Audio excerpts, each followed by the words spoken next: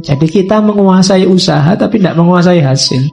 Itu namanya kalau di Stoa kiasannya kayak orang mana. Apakah panahnya nanti tepat sasaran atau tidak masalah. Yang penting kita sudah berusaha semaksimal mungkin. Seandainya nggak tepat, kita tidak menyesal. Yang penting kamu sudah belajar sekeras mungkin. Kalau hasilnya nggak maksimal, kamu nggak menyesal. Mengaji Hening bersama Dr. Fahrudin Faiz. Mari kita simak. Malam ini kita ketemu dengan stoikisme. Nanti kita lihat gagasan-gagasan tokoh-tokoh utamanya satu-satu. Ya, ini katanya Marcus lagi. He who lives in harmony with himself live in harmony with the universe. Ia yang hidup harmonis dengan dirinya sendiri akan hidup harmonis dengan alam semesta. Kalau kamu sama dirimu sendiri nggak harmonis, ya kamu nggak mungkin harmonis dengan alam. Kamu sama dirimu sendiri nggak damai. Nggak damai itu bisa pikiran sama perbuatanmu beda. Bisa antar pikiran kamu nggak jelas antara ya dan tidak. Itu namanya nggak harmonis. Pingin mutusin apa tapi nggak bisa. Pingin A tapi yang terjadi B, itu nggak harmonis sudah. Kalau dalam dirimu sendiri perang terus, oh ya sudah, kamu tidak akan bisa harmonis dengan alam semesta. Maka harmonislah. Apalagi sama orang lain, sama dirimu sendiri kamu gegeran terus. Gimana sih aku ini, bikin malu aja. Gimana sih aku ini, kan sering gitu kan. Kok bodoh banget sih aku ini tadi. Nah itu kamu sama dirimu sendiri aja gegeran. Apalagi sama orang lain. Maka he who lives in harmony with himself lives in harmony with the universe. Itu Marcus Aurelius. Oke. Ini selanjutnya katanya Zeno. Saya bilang tadi ya di awal, Zeno dari Citium, bukan Zeno dari Elia. Karena nama Zeno itu banyak. Ada yang menganalisis dia satu akar kata sama Zen. Tapi tidak tahu juga. Ya memang ada kata-kata Zenonya, Zennya.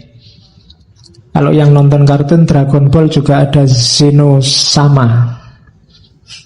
Ya, yang nonton Dragon Ball Super itu, ya itu yang paling jagoan di antara jagoan itu. Padahal kecil. Oke, yang tidak suka kartun tidak ngerti mesti.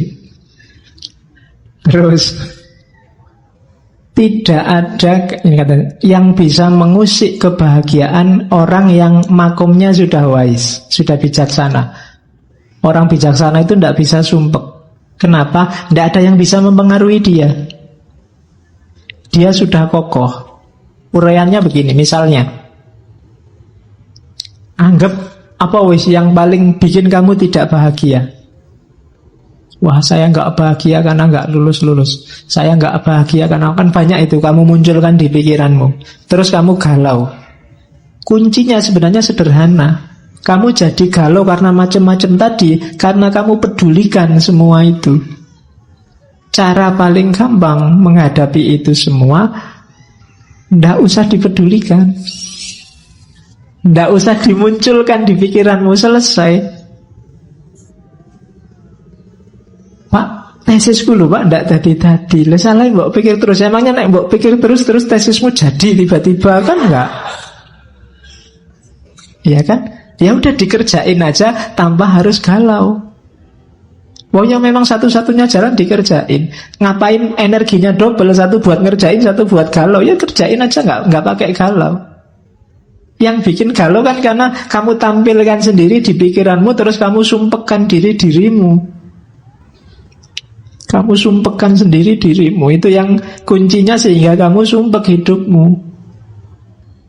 Wah ini ndak bisa Pak, saya mikir nggak ketemu jawabannya. Ya sudah, kalau nggak ketemu ngapain dipikir terus? Wong ndak bisa ketemu jawabannya.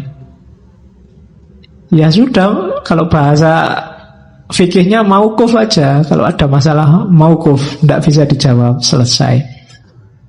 Nggak usah dipikir terus. Wong dipikir jelas-jelas kamu tidak bisa jawab kok. Biarin aja. Nah, jadi kuncinya apa biar kamu nggak sumpek? Nggak usah dibikin sumpek. Kalau nggak bisa dikerjain ya nggak usah dikerjain. Kalau bisa ya kerjain semampumu. Kan cuma itu dok rumusnya. Jadi orang yang bijaksana itu nggak bisa sumpek. Makanya kalau diilustrasikan film-film itu bagian tokoh yang bijaksana kan mesti senyum terus, nggak pernah merengut karena nggak ada yang bikin dia sumpek. Nggak bisa ya sudah, memang nggak bisa. Oke, jadi yang bikin kita galau ternyata apa? Ya penilaian kita sendiri. Yang bikin kamu nggak bahagia dirimu sendiri. Cuma itu. Jadi tidak ada yang bisa mengusik kebahagiaan orang yang bijaksana. Orang bijaksana biasanya stabil, tenang, tidak gampang terpengaruh. Karena dia sudah ngerti porsi-porsinya. Oke, terus. Nah, katanya Markus lagi. Reject your sense of injury and the injury itself disappears. Tolaklah rasa sakit itu, dan rasa sakit itu akan hilang. Jangan mau lama-lama sakit. Patah hati misalnya, kasih waktu aja secukupnya. Atau tolaklah. Diputus sih diputus, tidak pakai sakit sih ya biasa aja. Kemarin berdua, sekarang sendiri. Kan cuma itu aja situasinya. Kalau kamu nggak mau sakit, tidak akan sakit. Hanya kamu mau sakit sih. Akhirnya dipikir-pikir sendiri, dibikin-bikin puisi sedih sendiri, dibikin terus. Jadi terus kamu sumpek sendiri. Jadi tolak aja rasa sakit itu. Habis dimarahi dosen, sakit hatiku. Lah ngapain? Aku nggak mau sakit, nggak sakit. Tapi karena kamu mau memasukkan rasa sakit itu dalam dirimu, ya sakit.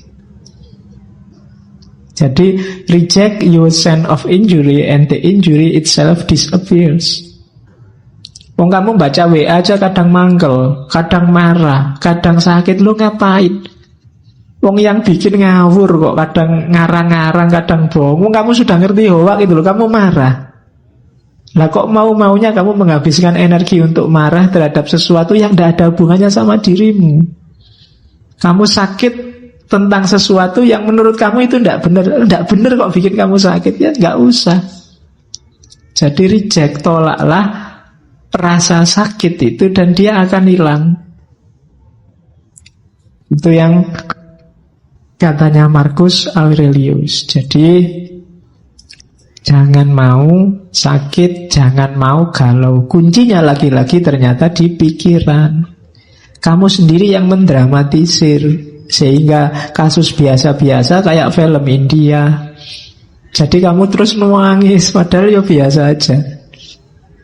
Ya kayak kapan tadi apa ya, saya dapat WA yang anak kecil ayamnya mati terus dia nangis itu. Itu kan ayam mati biasa, tapi ya karena anak kecil nangis. Kalau kamu ikut nangis juga, itu baru bahaya.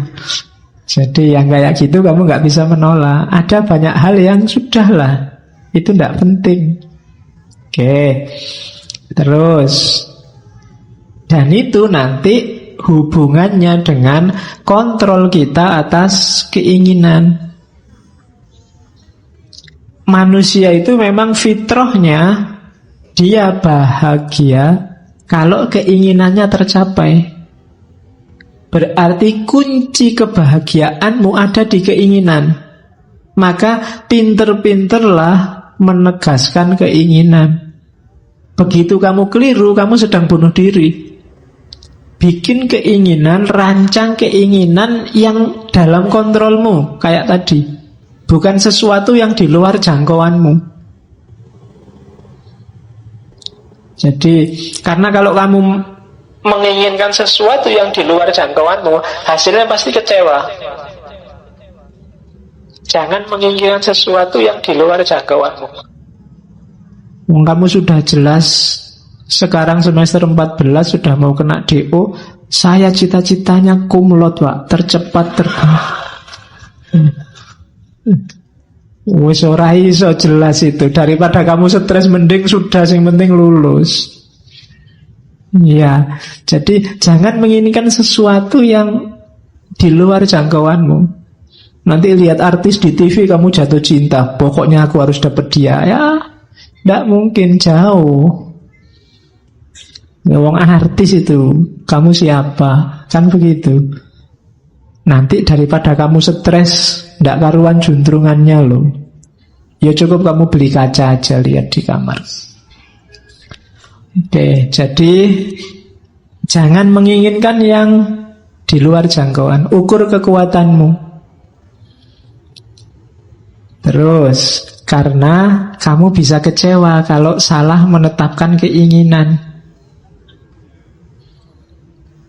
Saya, Pak, mulai sekarang ingin tiap malam sholat tahajud. Mulai jam 1 sampai subuh. Nggak putus-putus. Wis, kecewa mesti kamu nanti. Iya. Kenapa? Mungkin di luar jangkauanmu, wong kamu sholat subuh, ayo. Iya. Jadi inginkan yang dalam jangkauanmu. Itu penting bagi yang tidak ingin stres. Oke. Karena itu, kalau tiba-tiba terbersit apapun yang menurutmu itu di luar jangkauanmu, kalimatnya Stoa apa? You are nothing in relation to me. Kamu tidak ada hubungannya sama aku. Jadi jauh-jauh. Jalan-jalan di mall, lihat orang belanja baju banyak sekali, harganya ratusan ribu. Kamu mau beli kaos 40 ribu aja diwolak-walik pintu. Nah, lihat orang itu, tidak ada hubungannya sama aku. Kita beda dunia. Nggak usah membayang-bayangkan, menginginkan yang kayak yang kamu lihat. Nanti kamu malah stres sendiri. Jadi kamu harus punya senjata ini tadi. You are nothing in relation to me. Ada cowok cewek pacaran, cakep, cowoknya cakep, ceweknya cakep, kamu nonton, kamu jomblo sudah bertahun-tahun. Biar nggak galau apa? You are nothing in relation to me. Kamu nggak ada hubungannya sama aku. Kita dunianya beda. Nah, lo itu lebih simpel. Lah daripada kamu stres, kamu mangkel, marah, malah menghabiskan energi kayak tadi untuk yang sia-sia. Biarin aja lah. Mereka punya dunia sendiri, aku punya dunia sendiri. Aku cukup nonton TV sendirian, di kamar sendirian, makan sendiri, masak sendiri. Oke. Yuk bikinlah nanti narasi-narasi untuk lebih baik sendiri, lebih merdeka sendiri. Sudah apa-apa lah untuk menghibur diri. Jadi inginkan yang bisa kamu kontrol. Untuk yang tidak bisa kamu kontrol, kok tiba-tiba kamu berhasrat, katakan you are nothing in relation to me. Kamu tidak nyambung lagi, kita frekuensinya beda. Nah gitu aja kan, lebih nyaman, lebih enak daripada kamu stres. Ada orang dinasehati baik-baik nggak manut, oh ya sudah, you are nothing in relation to me, kita beda jalur. Kan gitu. Kamu kan sering begitu, ada orang pikirannya beda sama kamu, terus kamu marah-marahin, dia juga marah-marahin kamu. Yang frekuensinya beda, dia apa-apain ya nggak nyambung. Tinggal kamu putus saja, ya kita frekuensinya beda. You are nothing in relation to me. Kita beda dunia. Nah, jadi itu caranya untuk bahagia. Kontrol keinginan. Dari situlah nanti kamu ketemu kebebasan. Kalau ada yang tanya bebas itu apa? Bebas itu inginkan yang berada dalam kontrolmu. Jangan inginkan sesuatu yang berada dalam kontrol orang lain. Kalau cita-citamu menginginkan sesuatu yang jadi milik atau dikontrol orang lain, maka saat itu juga kamu jadi budak. Budaknya siapa? Budaknya orang lain yang mengontrol keinginanmu tadi. Kalau cita-citamu misalnya jadi PNS dan menurutmu di luar kontrolmu, maka kamu akan jadi budak orang yang mengontrol penerimaan PNS. Kalau cita-citamu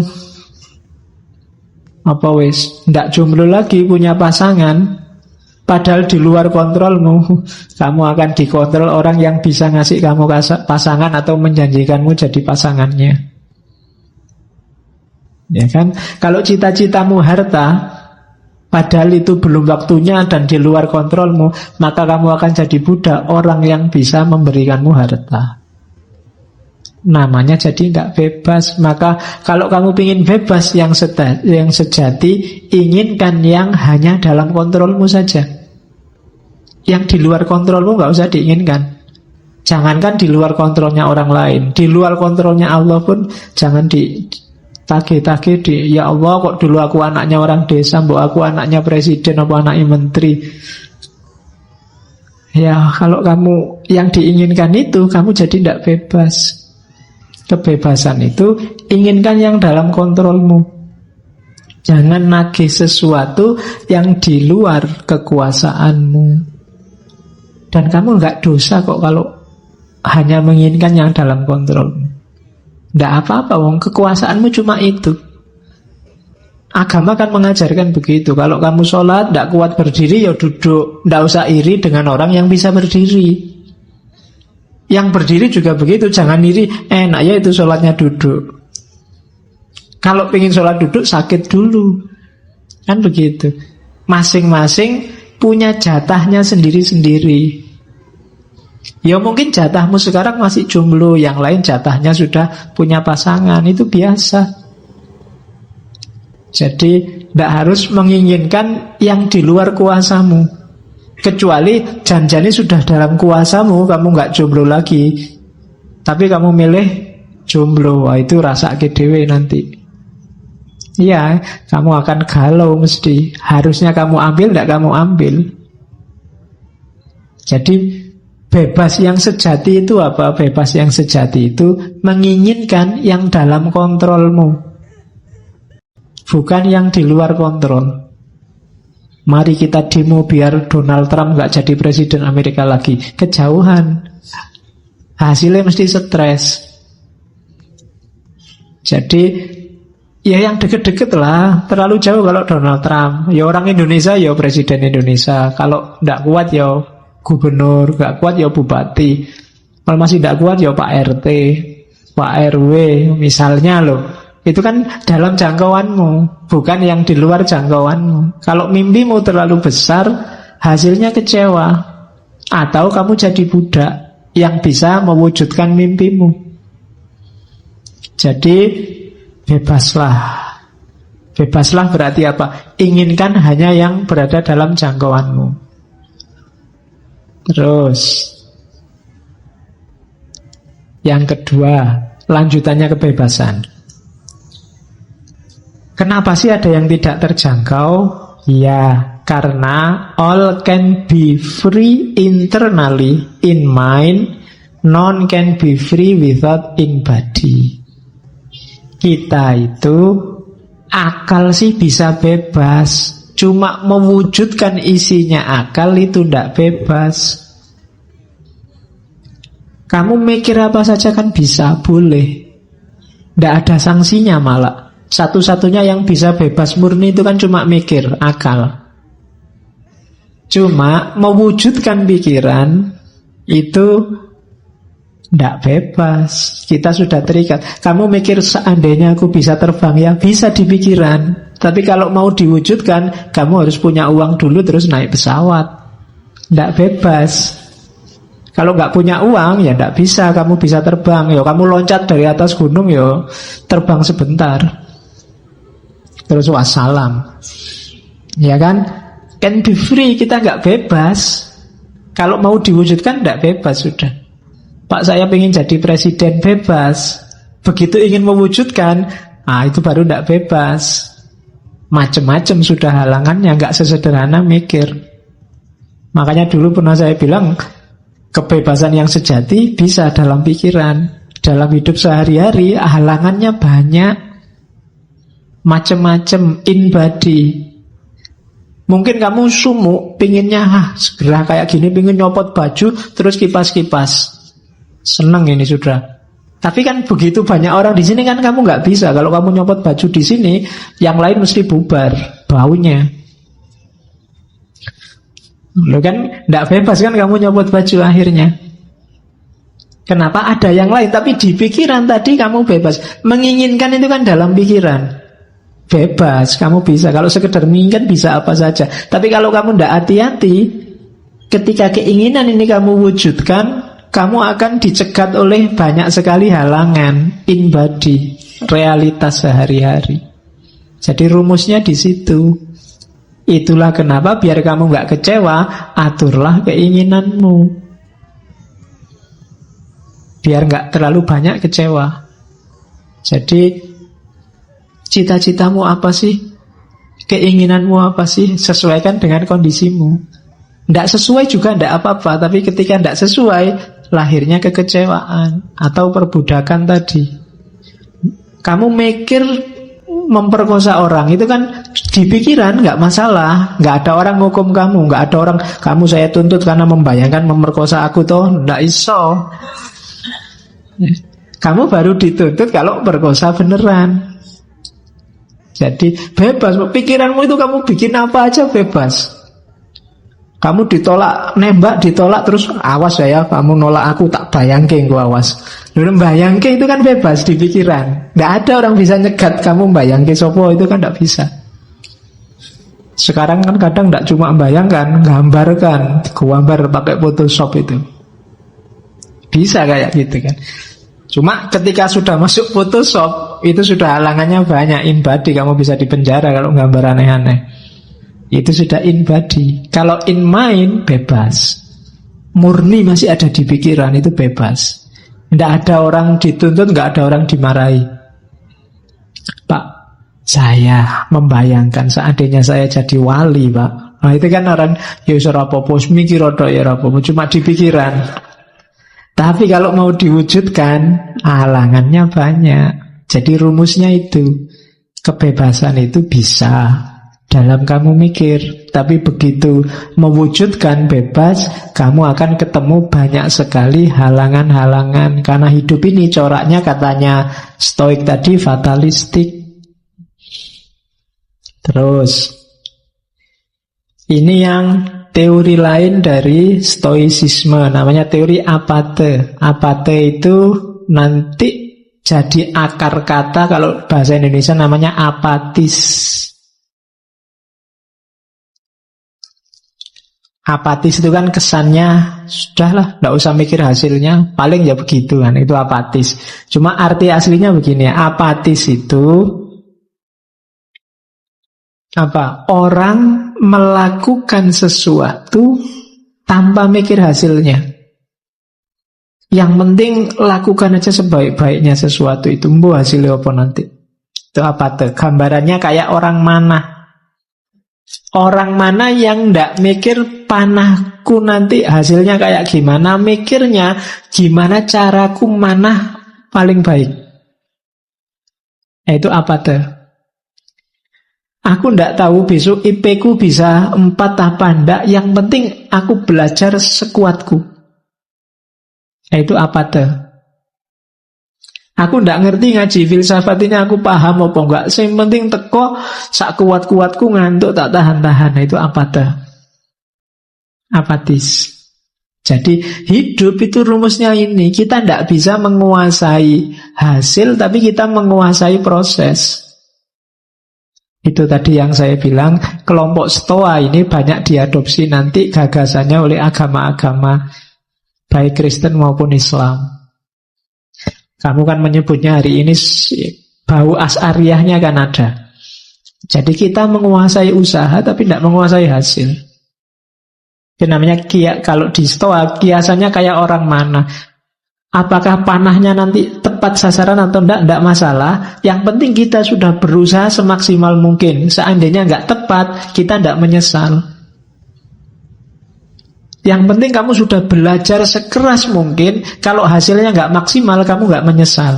Tapi kalau kamu nggak belajar sekeras mungkin, hasilnya kok nggak maksimal, kamu pasti menyesal. Karena, tadi mbok aku serius dikit. Kayak kamu nggarap tesis atau nggarap skripsi itu loh. waduh ini sudah mepet waktunya. Jalan sing penting ono tulisannya. Mungkin besok-besok kamu menyesal, coba dulu aku nulisnya agak serius dikit. Ada menyesalnya. Maka katanya orang-orang Stoa, hidup itu perhatikan proses.